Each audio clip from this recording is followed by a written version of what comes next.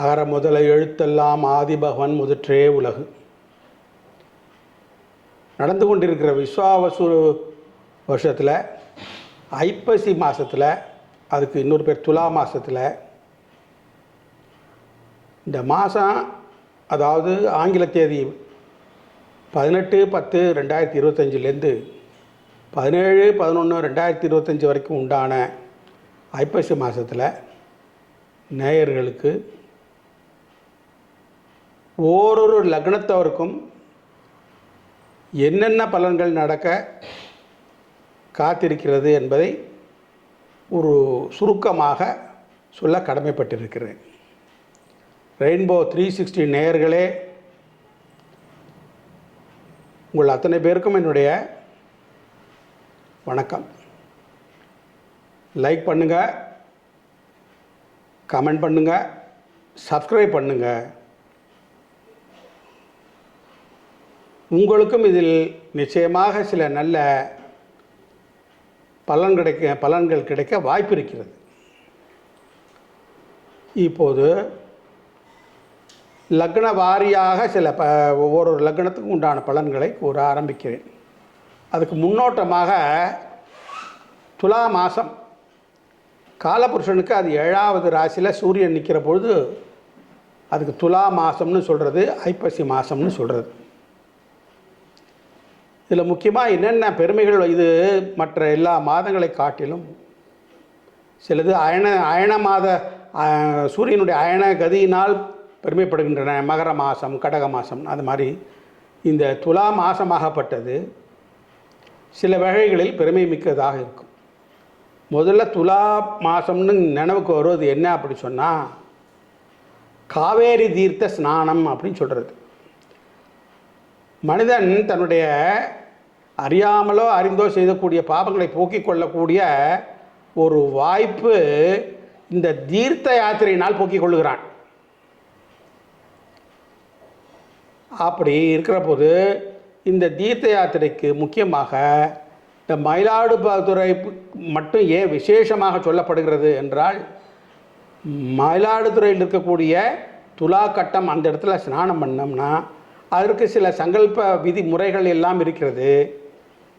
அந்த அன்றைய திதி, வாரம், நட்சத்திரம், யோகம், கரணம், இந்த பஞ்ச அங்கங்கள் அடங்கிய தினத்தை சொல்லி தனக்கு என்னென்னவெல்லாம் வாழ்க்கையில் பாபங்கள் தீர வேண்டியது அப்படிங்கிறதெல்லாம் சொல்லி சங்கல்பம் பண்ணி அதை 3 முறை முக்கிய ஸ்நானம் பண்ணுவார்கள்.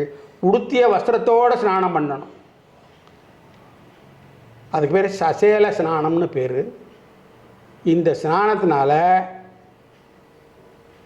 நம்ம எதிர்பார்க்குற சில பாபங்கள் போக ஒரு வாய்ப்பு தேடி கொடுத்துருவார்கள் நம் முன்னோர்கள். இதில் ஒரு முக்கியமான நிகழ்ச்சி என்ன என்றால், இந்த குறிப்பிட்ட இந்த துலா மாதம், இந்த ஐப்பசி மாதத்தில் மட்டும் அநேக கோடி தீர்த்தங்கள் எல்லாம் அங்கே கங்கை உள்பட இந்த மாபெரும் துலா கட்டத்தில் காவேரி கலையை சங்கமிக்கிறார்கள். அப்போ ஒரு முறை ஸ்நானம் பண்ணால் எவ்வளவு நமக்கு பலன் கிடைக்கும் யோசனை செய்து பாருங்கள். முன்னோர்கள் எல்லாம் தீர்க்கதரிசிகள் அவ்வளவு கண்டுபிடிச்சு நமக்கு சனாதன தர்மத்தை பேணி காக்க வழி சொல்லி கொடுத்துருக்கிறார்கள். அதனால் முடிந்தால் நீங்களும் அங்கே பயணித்து துலா ஸ்நானத்தை நிறைவேற்றுவீர். இதில் இன்னொரு ஒரு வாய்ப்பும் கொடுத்துருக்கு. இந்த 30 நாளில் இன்னும் ஒரு வாய்ப்பு கடைசியில் கொடுத்துருக்கு. போக முடியாதவர்கள் ஏதாவது ஒரு சூழ்நிலையால், உடல் கோளாறோ அல்லது வேறு எந்த சூழ்நிலை போகாத முடியவர்கள் ஐப்பசி மாதத்தில் கடைசி நாள் அன்று, அதுக்கு பேர் முடவன் முழுக்கு அப்படின்னு சொல்கிறது வழக்கம். அன்றைக்காவது போய் குறைந்தபட்சம் படியில் உட்காந்து அந்த ஜலத்தை எடுத்து புரோட்சணம் பண்ணிட்டாவது வாங்க. அது சில பேருக்கு சில மந்திரங்கள் தெரியும், சில பேருக்கு அந்த சாதாரணமாகவே அங்கு அன்றைய தினம், கிழமை, வாரம், நட்சத்திரம், யோகம், கரணம், இந்த ஆண்டினுடைய பெயர், இதை மட்டும் மனதில் நினைத்து கொண்டு சூரியனை பார்த்து முக்கிய ஸ்நானம் செய்தால் நிச்சயமாக பலன் உண்டு.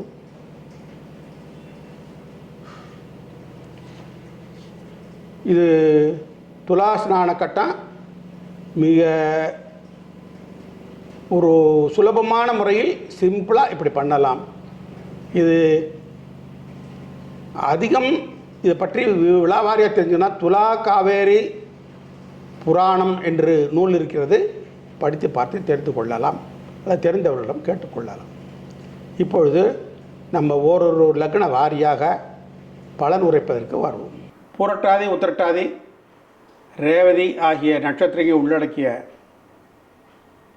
மீன லக்ன அன்பர்களே, இப்போது இந்த லக்னத்தாருக்கு விஸ்வாவசு வருட ஐப்பசி மாத பலன்கள் என்னவெல்லாம் கிடைக்கும் என்பதை சுருக்கமாக பார்ப்போம். அதற்கு முன்னோடியாக நீங்கள் இதை கண்ணுறும் ரெயின்போ 360 நேயர்கள் லைக் செய்யுங்கள், உங்களது கருத்துக்களை பதிவிடுங்கள், ஏதாவது சந்தேகம் இருந்தால் தொடர்பு கொள்ளுங்கள்,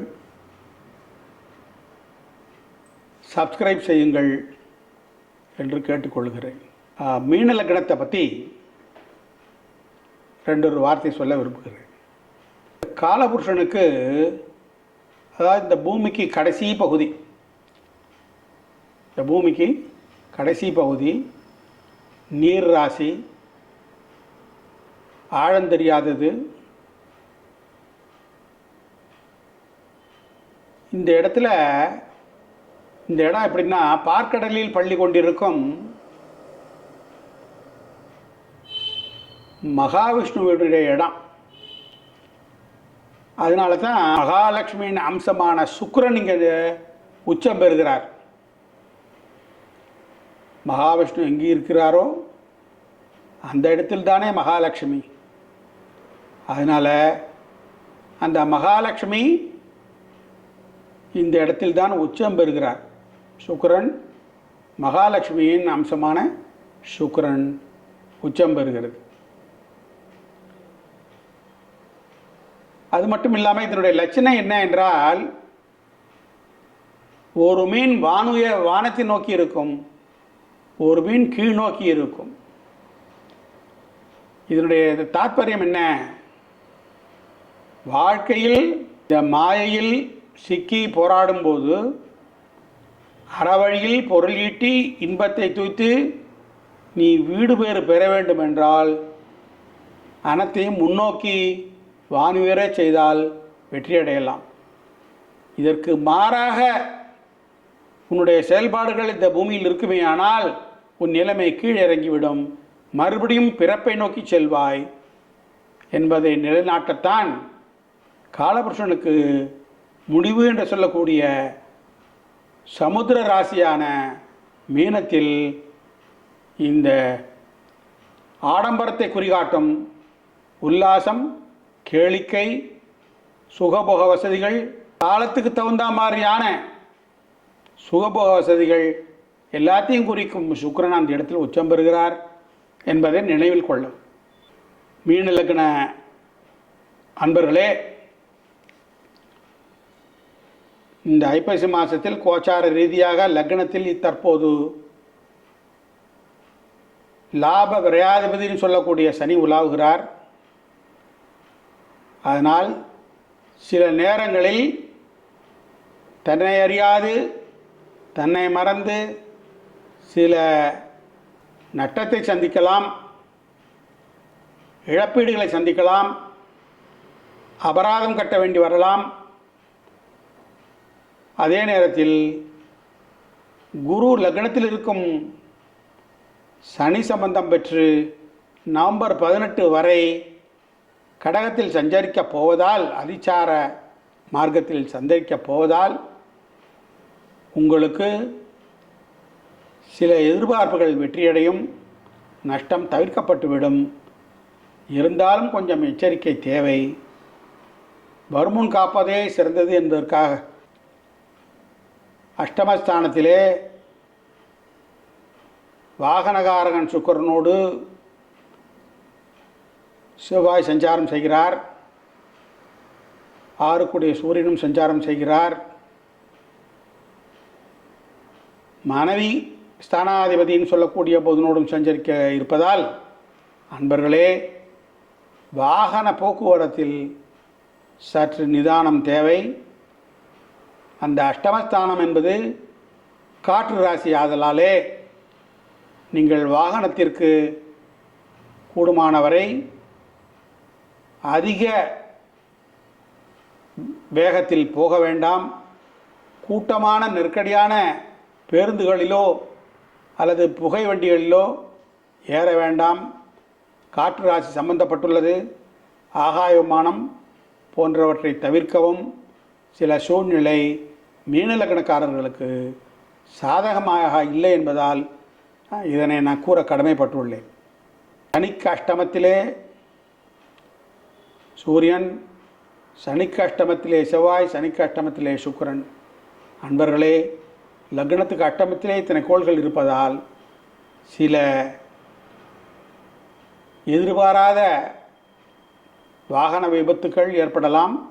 சற்று எச்சரிக்கை தேவை. ஒன்றே ஒன்று, தொழில் ஸ்தானாதிபதின்னு சொல்லக்கூடிய குரு நல்லதோர் அமைப்பிலே அமர்ந்திருக்கிறது.